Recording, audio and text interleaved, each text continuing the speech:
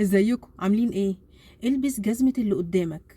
ده مثل امريكي معناه ان انت تحط نفسك مكان الشخص اللي قدامك، الشخص اللي انت بتتعامل معاه، تلبس جزمته وتقف مكانه يعني من الاخر. المثل ده بيتكلم عن ان احنا مختلفين عن بعض، طريقة تفكيرك غير طريقة تفكيري، اللبس اللي انا بلبسه واللي انا بحبه غير اللبس اللي انت بتلبسه، طريقة مشيتي، طريقة اكلتي، تعاملنا مع بعض في الحياة، طريقة تفكير غير طريقة تفكيرك، المشاعر اللي أنا شايلاها والصدمات اللي أنا شايلاها غير اللي أنت شايلها، مستوى الذكاء بتاعي غير مستوى الذكاء بتاعك، المرونة في التعامل مع نفسي ومع الناس مختلف عنك، الحاجات بقى اللي أنا محتاجها من الناس واللي أنت محتاجها من الناس مختلفة عن بعض غير بعض، فاحتياجاتي منك غير احتياجاتك مني. فإن يبقى في مرونة في التفكير أكتر ونحط نفسنا مكان الشخص التاني.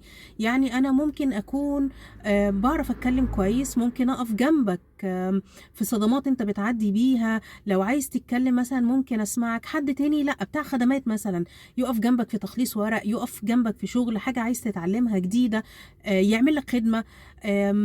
فإحنا مختلفين عن بعض في احتياجاتنا والحاجات اللي احنا بنقدمها لبعض، فنكون مرنين في الحتة دي شوية. فلو عايز ان انت علاقاتك تمشي صح، تقبل الفرد الاخر او تقبل الشخص التاني اللي انت بتتعامل معاه وهو يتقبلك، ان انت توصل ان انت تحط نفسك في جزمته حرفيا، تحط نفسك مكانه، تفهمه، تعذره، تتقبله، تحس بيه، تسمعه، تفهمه، وفي الاخر لو حصل حاجة بينكو تقدر تسامحه.